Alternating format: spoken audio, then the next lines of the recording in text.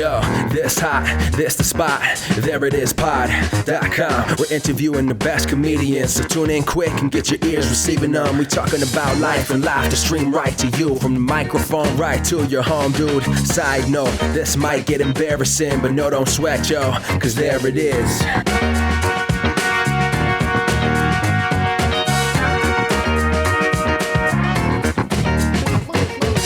Welcome to the There It Is podcast, a comedy podcast to help you find your inspiration.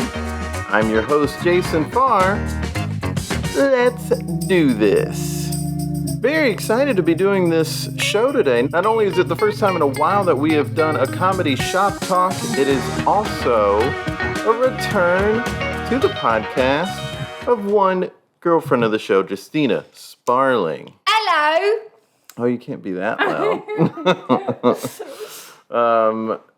But yes, thanks for having us. I don't know when the accent started, but it's been here for a little bit, y'all. So Also, he said, thanks for having us. Newsflash, this is my podcast now, and Jason is the guest on my show, and I'm having him. I did say that.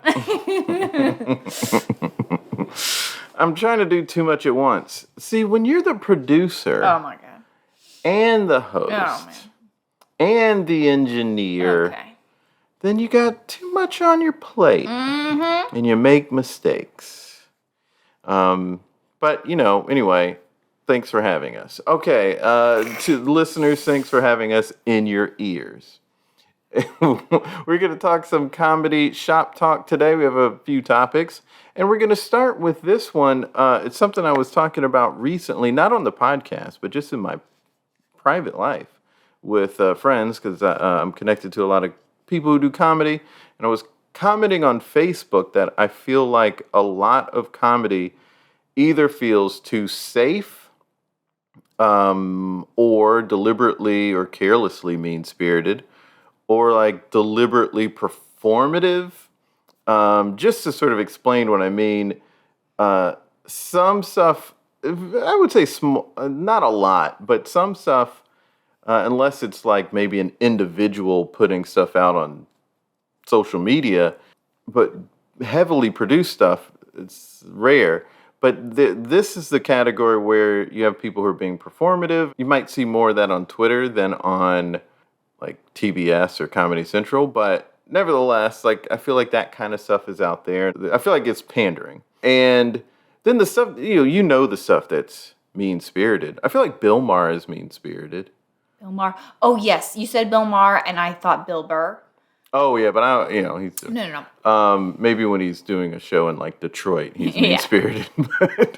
But yeah, I feel like Bill Maher is more like, I don't know, like just pointing and screaming at kids or something like that. Screaming is too strong of a term, but...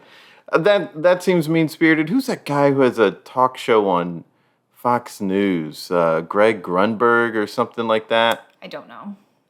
That guy, there was a clip that was making the rounds and everyone was like, this is supposed to be comedy. And I watched as much of that clip as I could. And he takes some like needless dig at Michelle Obama in it.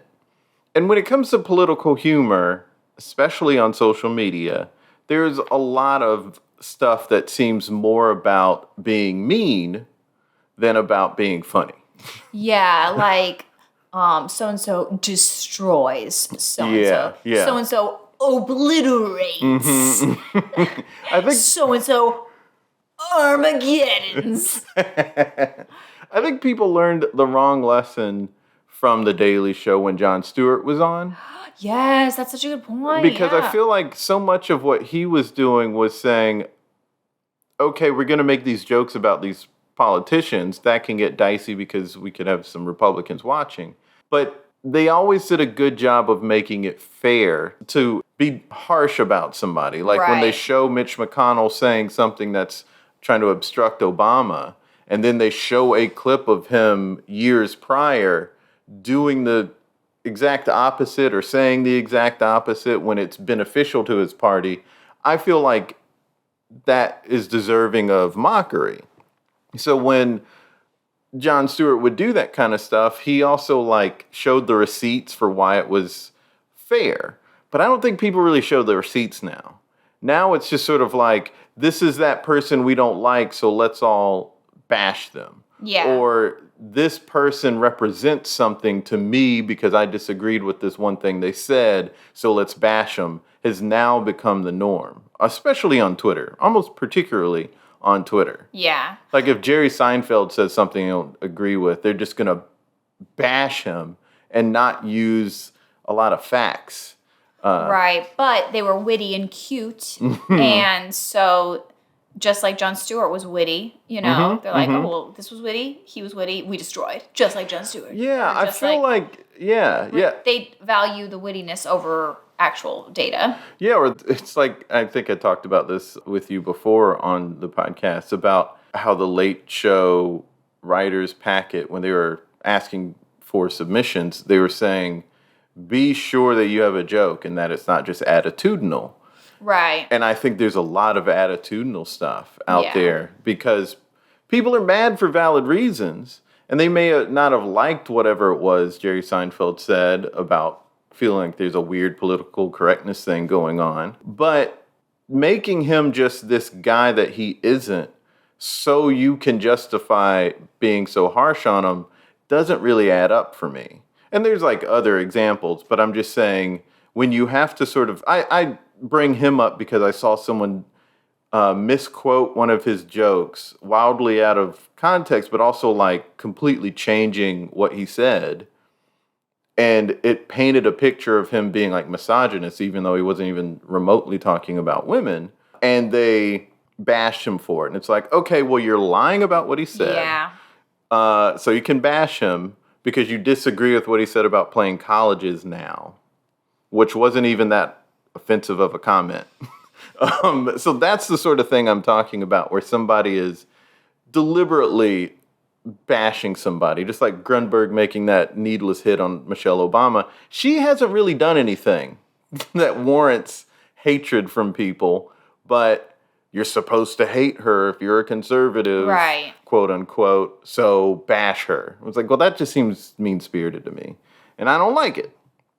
But that feels like a lot of comedy. And then the stuff that feels safe, I think a lot of people feel like they're under a microscope now. Yeah. Because in some cases they are. I don't recall if I mentioned this on the podcast, but a little over a year ago, I was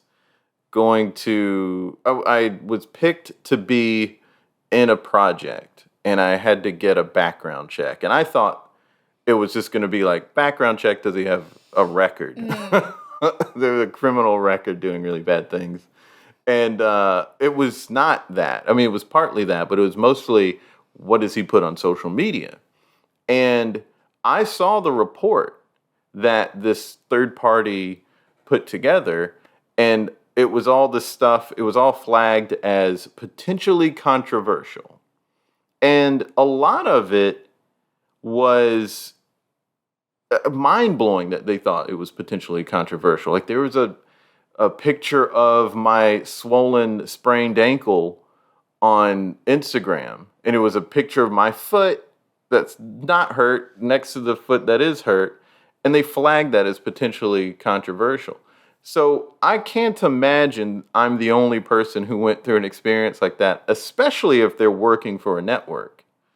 Oh, yeah. And I mean, like, recent history has proven that those Twitter detectives exist. They will find stuff. Yeah. So it's and like there's some cases where it's like I get why this person is getting bashed or like called out because they said something that was legitimately racist, but there are also people who will take something like Ariana Grande's Tumblr from when she was 14 or something like that, or 12, right, and she's reposting. It's not even her own thoughts. Yeah, Tumblr's just you reposting. Right. Yeah, mostly. And she reposted all these things that other people had said and done, and one of them was a Chappelle Show sketch where the N-word was used, and people were actually, like, it seemed like they were deciding to take the stance that she was wrong and this was so inappropriate. And it's like,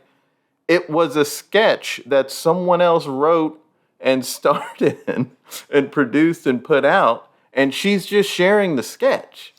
No, it's wild. And I think it's like, it just goes to show, like, if you can get dragged for something you did when you were 14 to 19, 20, 21 is still very young to me. If you can get dragged for something you did in your very young years, why would you put yourself out there in your 30s? Right. I mean, you're obviously going to be super careful. If you can't be forgiven for something you did when you were 17, you will be destroyed and never forgiven for something you did when you were 35. Right. You can't mess up. You can't ever mess up. I remember when, what's her name? I can't believe I'm saying what's her name. I can see her face. Sarah. Redhead from she got real big in the early 2000s.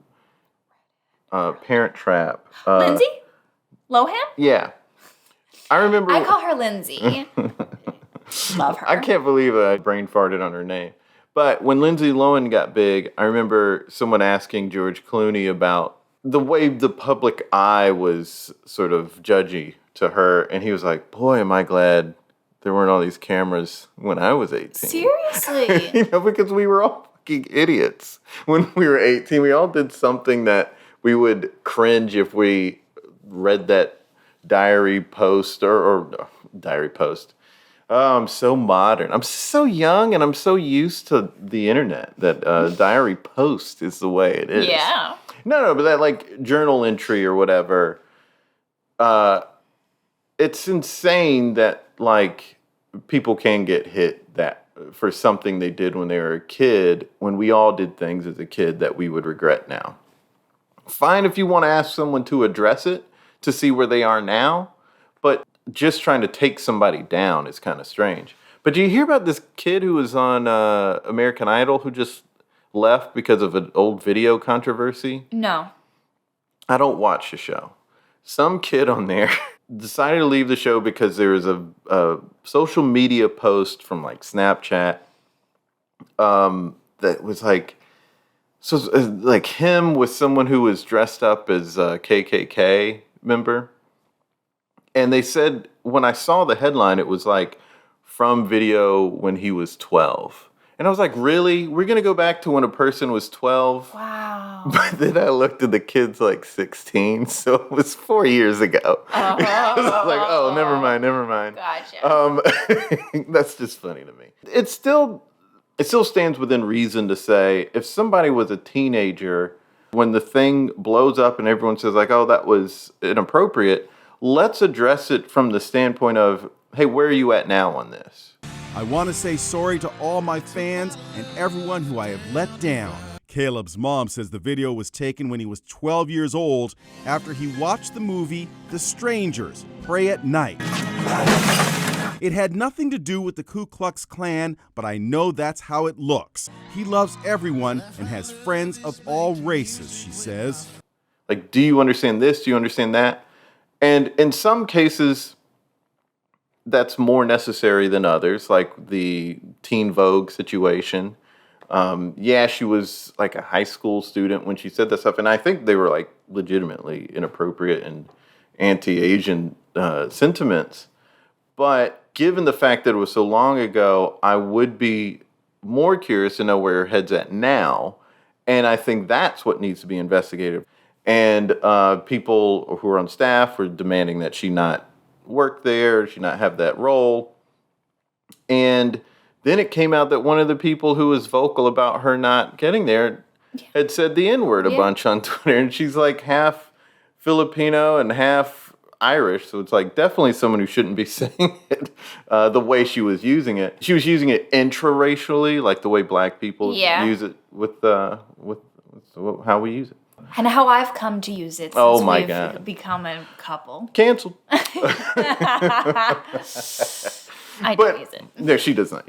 But my point is, there's no one who doesn't have something in their closet. And I feel like we need to address things. That's appropriate. But the desire to just end someone's career over certain things, obviously, if we're talking about criminal activity, and I think racial or any sort of bigotry it's a much more sensitive matter, needs to be addressed more thoroughly and more seriously. And in a lot of those cases, yeah, I get why the person's no longer in the public eye or as big as they once were or whatever. But there are a lot of times where I see something and I think, that if my tweets that were pretty tame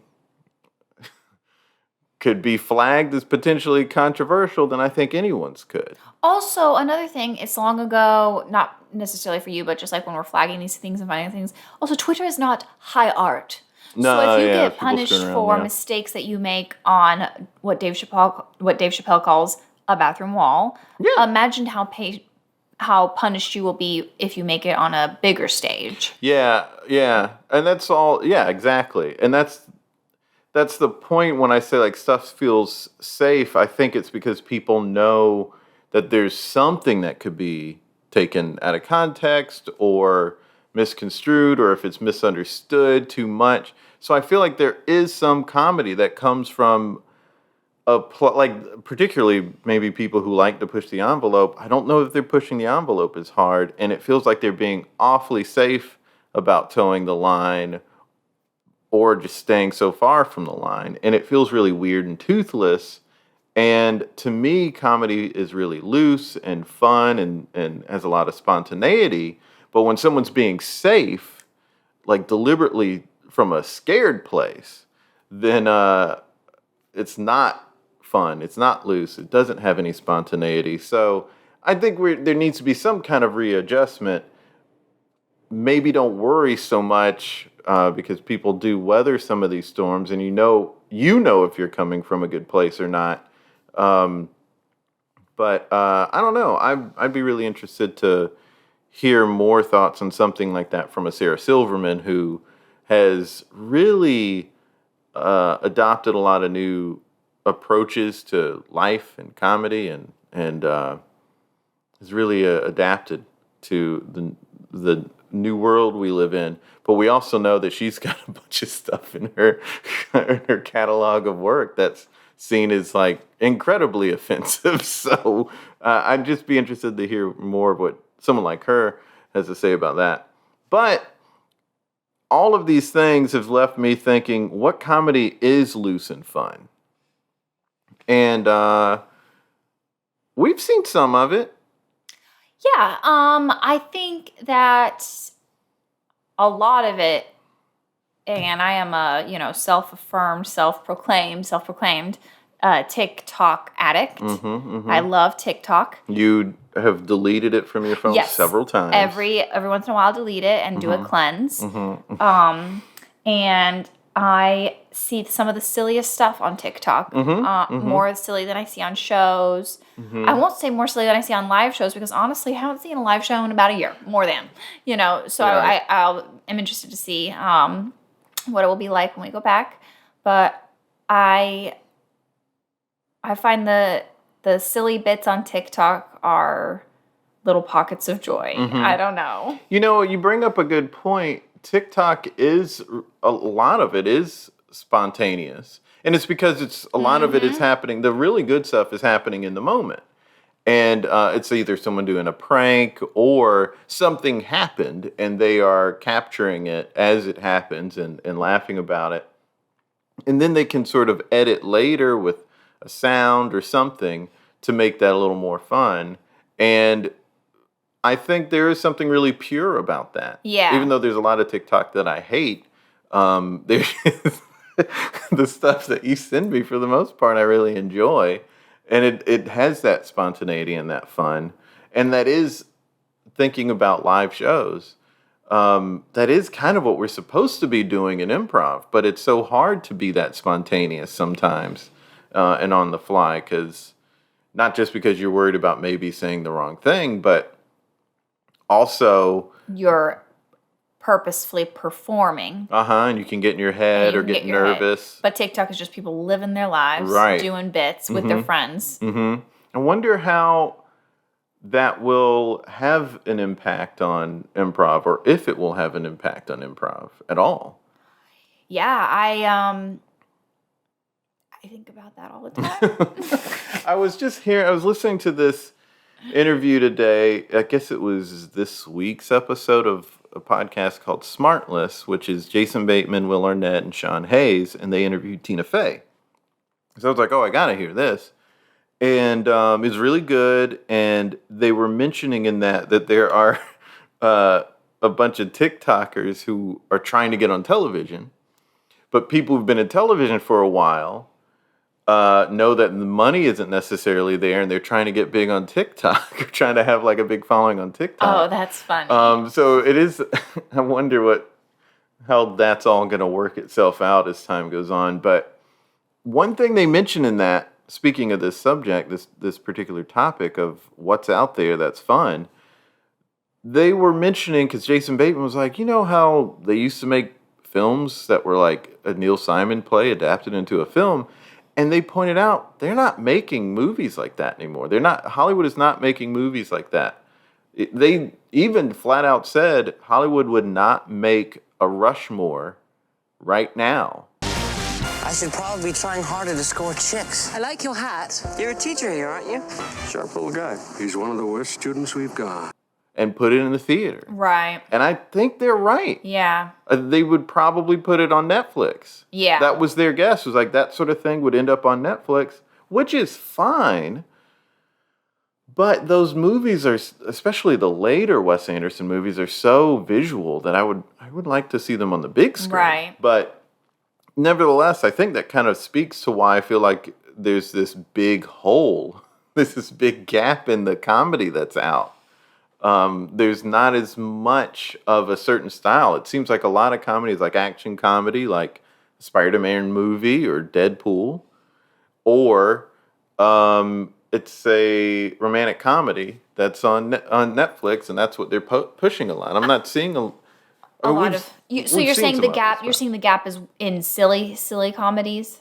No, I just mean the variety of like stuff like Tropic Thunder or The Jerk. He hates these cans! Stay away from the cans! Or Three Amigos. Or Men in Tights. Or stuff like Rushmore, like they were mentioning. Like a lot of those kind of movies they're not necessarily making, except for Tropic Thunder. So what are those kind of movies to you? They're not silly comedies. They are... They're all different kinds of comedies. Some are silly, some are not. They're just different kinds of comedies.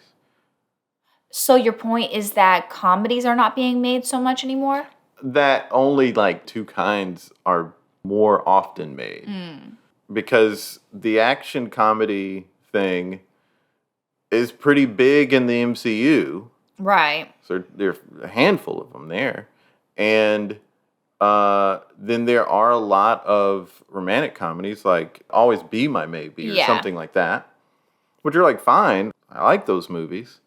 But I also want to see Swingers. I want to see a movie like that again. Yeah. A new one, but I don't know where those are. I don't know where they're coming from. Yeah, they are rarer. Record me for a TikTok. Record me for a TikTok right now. We watched Eurovision the other day. That was pretty silly. Eurovision. I just want my ding dong to look bigger than what is really there. I could do a camel. Do a classic camel. It's never out of style. Yeah. But like, there were so many movies like that in the early 2000s. Right. No, 100%. But yeah, we like that. I really enjoyed that. Yeah, I thought it was funny. And we just saw Barb and Star go to Del Mar, and I really enjoyed that. Del Mar, yep. Mm-hmm. Yeah, I'm sorry. And that was fun, and funny, and silly, wild. Room number again, please, sir. 611. Oh my gosh, he's 6'11". 6'11"? We're in 124. I feel like there is something else. Then there's shows. Like Ted Lasso, I think, is maybe bringing a thing back. For an American who's now in charge of a football club despite possessing very little knowledge of the game. Yes, but that was like sentimental comedy. Still a comedy, but a lot of feels. What you're doing is irresponsible. This club actually means something to this town. For me, success is not about the wins and losses. It's about helping these young fellas be the best versions of themselves. It was very much like, I feel like, uplifting. I actually just saw Lisa Marie, who I interviewed at Lisa X on Twitter. if you remember that episode, guest. She had just tweeted earlier today, what is an uplifting comedy that's not Ted Lasso? We've already watched that twice. I kind of want to know what people are saying. Oh, you know what else was good was Palm Springs. It's one of those infinite time loop situations you might have heard about. That I might have heard about. Yeah.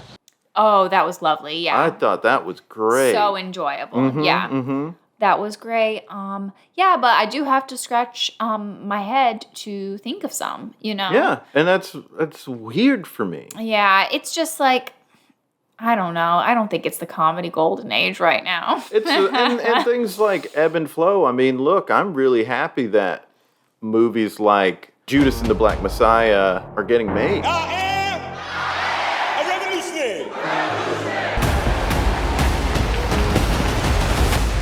And you can murder a freedom fighter, but you can't murder freedom. Like that. Right. There was a time when that wasn't really happening. Yes. And now that's happening in a big way right now, and I love that. This era is taking care of drama, but it does seem like it's all big franchise movies, dramas, and a couple of comedies. And I want more like variety in my comedy. That's what it is. I want more variety in my comedy. I want it to be loose. I want it to be fun. And I don't want it to be mean. Everything's mean. I'm tired of it.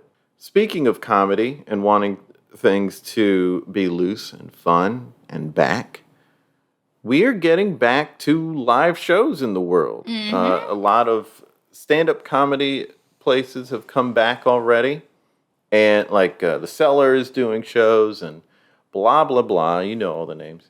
But now it's like live theater shows that still need, like improv theaters, close to coming back. I'm not sure if it can publicly be mentioned, so I won't say any details, any specifics. I think they are actually publicly announcing this, but just in case they're not, I'll just say we got some nice news from Magnet. It sounds like there's a light at the end of the tunnel there.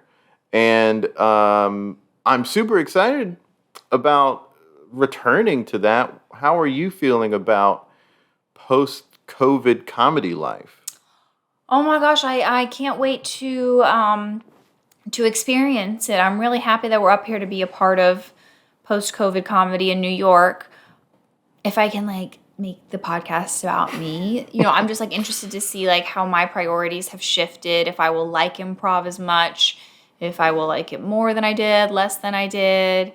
I don't know, because I haven't done it for more than a year. I mean, we've done the online shows, right? Yeah. But I think it's different, and it's hard work to do comedy in New York. And I'm not just talking about in the traditional sense. I mean, like, literally, I carry a heavy bag to work, and then I take that heavy bag to an improv theater. Then I warm up outside and smell trash. And then I go inside and I perform, and maybe I get in a good line in a show. And then I leave, and I take an hour train to get home. Yeah. It's hard to do, and it's fine. But a lot of that's your own fault, right? I mean, you didn't have to go to the gym with your big bag. I'm just kidding. No. But all I'm saying is, like, I just want, in everything, comedy aside, like, I want everything that I do post-COVID to be very intentional, very worth it. And simpler, maybe? Definitely simpler. And it just will be. It just will be. There's definitely going to be an adjustment period, and I don't know how that's going to look, and I don't know what we're going to adjust to. Like, I don't know what the end game is going to be. I feel like corporate life might have a better bead on how things are going to be later. At least it seems like a lot of people think less days in the office. That seems to be what everyone thinks is going to happen in the office world. Not really sure if that's how it's going to end up being, but we'll see. I do think things need to change there. But as far as like comedy, I think stand-up is going to go back to operating like they did before. Once they can do full capacity and do lineups, I don't really think they're going to change. They don't want to do shows online. They hated doing that. They want to be in a club, on a stage. But that's like a boat that's not broken, so why fix it? But I think there are some cultural things that need to change in stand-up that I don't know. I just don't know if they're going to change. I mean, there's a comic who's kind of famous, not super duper famous. He was accused of rape, and he's like doing shows. He's like touring and doing shows, and he's got a podcast again, and he's getting interviewed on other things and talking about it in this really reductive way, which, like, I don't know. I'm so tired of, like, bros supporting and backing up their fellow bros who've been accused of rape and not addressing it and not holding anyone accountable. Like, I'm just really tired of that. But that's what I'm seeing. And so I'm like, well, when's that going to change? But I don't know. As soon as this podcast is released. When this episode hits the airwaves, it will change. I mean, I don't want to be performative because I was complaining about that earlier, but it does seem weird. I don't know. I just keep seeing these guys who get accused of stuff and they'll be like, oh, I got canceled. And I'm like, no, man, you were fully accused of rape by a cast member. Like, what are you talking about? I don't know. Guys aren't held accountable enough for that. And then it's like it happens in one big way to like Bill Cosby or Harvey Weinstein, but like no one else. And it's weird. And then people are just having them at their comedy shows, having them at their comedy clubs. Like everything's normal. Anyway, I don't want to talk about those guys. They don't need more discussion on a podcast. To get it back to something that's happier, I do wonder what's going to happen in the improv world, especially in New York, considering a couple of the big ones ended. It seems. I mean, I don't know. The Pit maybe didn't end, but they closed their big location, I think. Right. I don't know. And it was a big location. I really liked that theater a lot. Great bar. Yeah, it was an awesome It's space. like, such a nice space. It's really a shame that they closed it. I wonder if they'll get it back, but who knows? I kind of feel like real estate in New York is just insane, and it's untenable. And none of the powers that be seem to care. And it just, I don't know. Who knows what's going to happen there? But I don't think the Pit's gone. But that looks... Yeah. I think they'll do something. Because they still have the loft, right? As I understand, yes. They'll get some other Which is also a great I'm space. sure. Man, the Pit owned great spaces in New York. Yeah, they really did. They nailed that down. And I really don't know if UCB is going to even try to come back. Who knows? I heard a lot of speculation of like, I don't think so. I don't think they care. So I don't know what's going to happen. And then there's a new theater coming up out of the ashes of UCB closing in New York. It's the Squirrel Theater. Yeah. And then there's still like the Tank and the Brooklyn Comedy Collective and a couple other smaller places in the Magnet. So I just wonder what's going to happen. I wonder how people are going to adapt. I think a lot of people are like, I want to do this more, and I think a lot of people are like, I want to do this a little differently or less than what I did before, because I got used to not doing practices every week. So I don't know. We'll see. That one I don't know where the vibe is heading. I feel like corporate world, we know where the vibe's heading. I have no idea where it's heading with this. That's why it's exciting to be here to be a part of it. Mm-hmm. Now, you had, let's end with this. I curated something. Yes. So this is how we'll create something together. Oh my gosh. I wish you would support me on my TikTok. And my TikTok is not creating TikToks. So, my TikTok is watching TikToks. If you are wondering why she said that, it's because about 8 times a day, Justina will ask me if we can watch the TikTok she sent me. And I'm always going to do something else. And I'm like, oh, okay, yeah, I guess I'll. The thing is, there's always time to watch TikToks.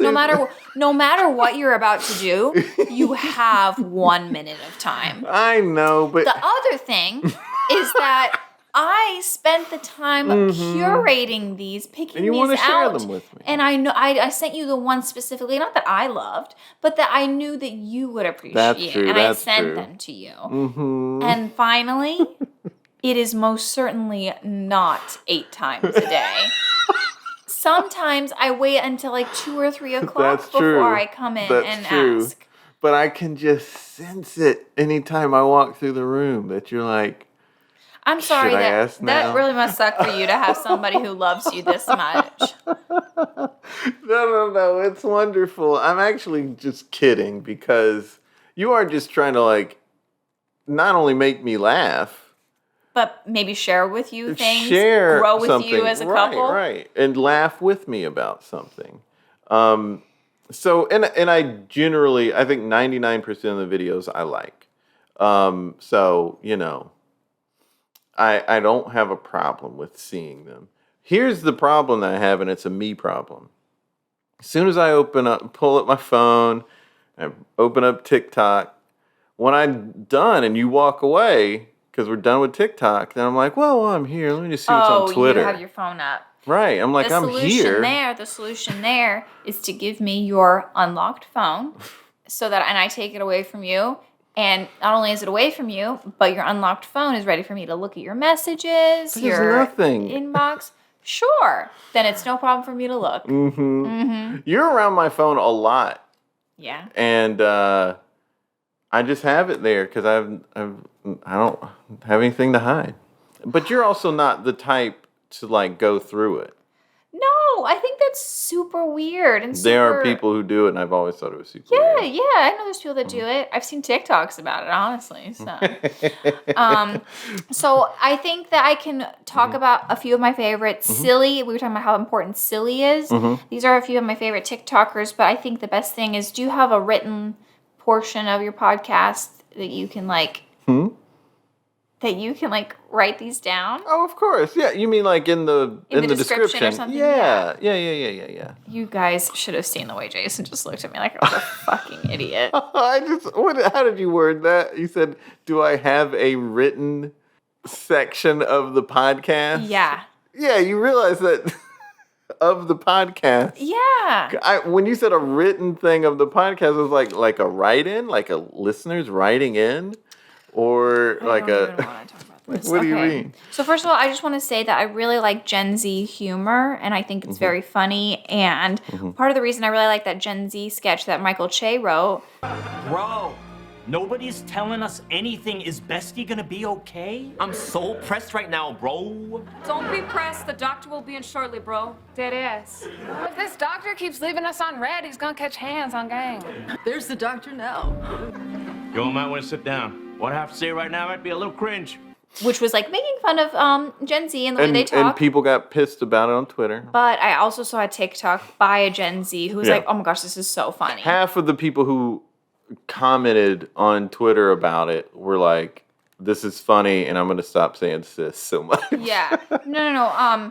But anyway, all that to say, I really like Gen Z humor and I like the way they talk. And most that I see are like making fun of the way they talk. Like, they say it like in like, they're like tongue in cheek about it. Right. Yeah. So here are a couple of my favorite Gen Zers. Flossy Baby. Hi, can I get the fuck me daddy? The fuck me daddy? Yes, sure. I need a fuck me daddy! Matt the Person. Any lucky girls in your life? No, that's not really my thing. Staying single for now. Not exactly. Okay, well you heard it here first, folks. He does have a lucky woman in his life. Girl, I like And Brittany Broski, I would say she's Gen Z. Did you offer coming to my birthday? I just live here. What'd you say? I said I live here. I was forced to say that.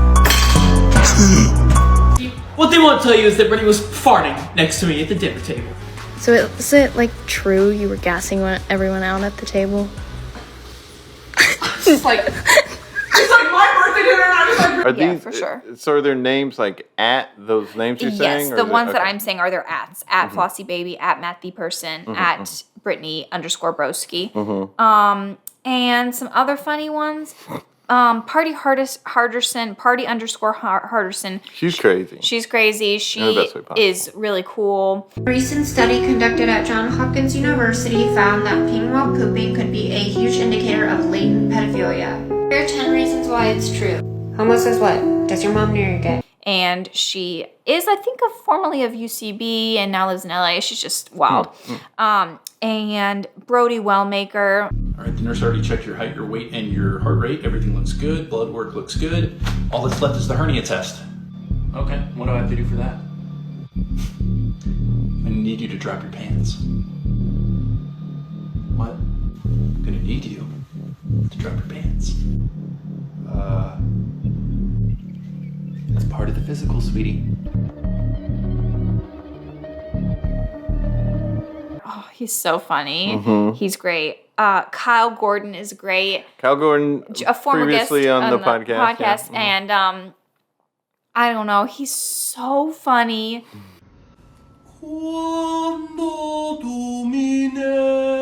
Please stop talking in the back. Tie, that was a tie. No, dodgeball is not allowed. My mom's on the school board. She got it banned. And He is very he's just funny. killing it on TikTok, and it's Yeah. amazing to see because he's It doing really so is. well. Yeah. Yolene Dadong. I don't know if I'm saying that right. I'm pronouncing it as I see it written.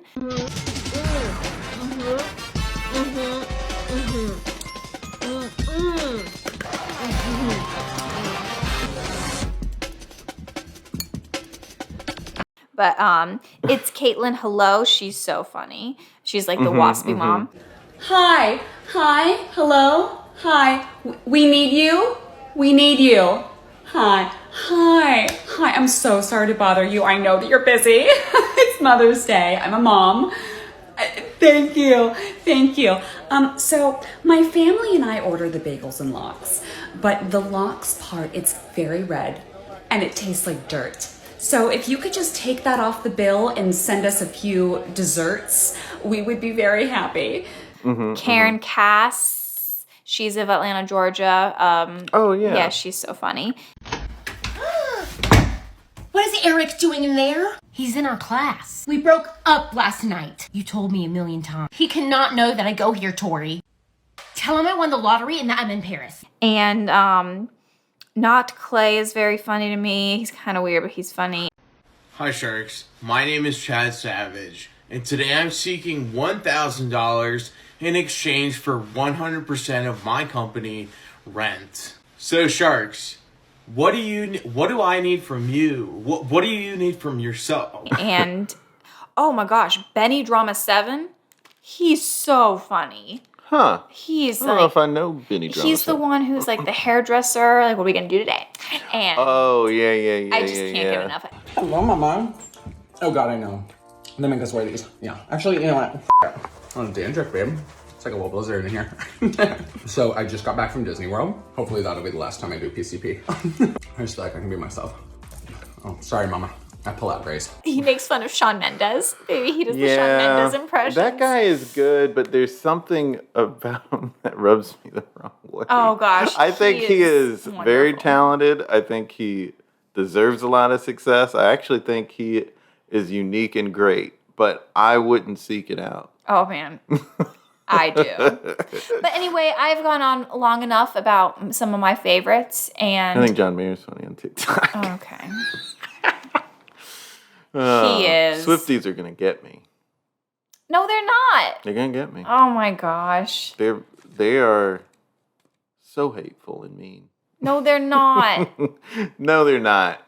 I mean, certain ones are, but the vast majority of Taylor Swift fans they just really like her. They just have like really, they feel a lot. Mm-hmm, They're just young women who feel a lot. Mm-hmm. Thank you so much for having me on the podcast. What are you laughing at?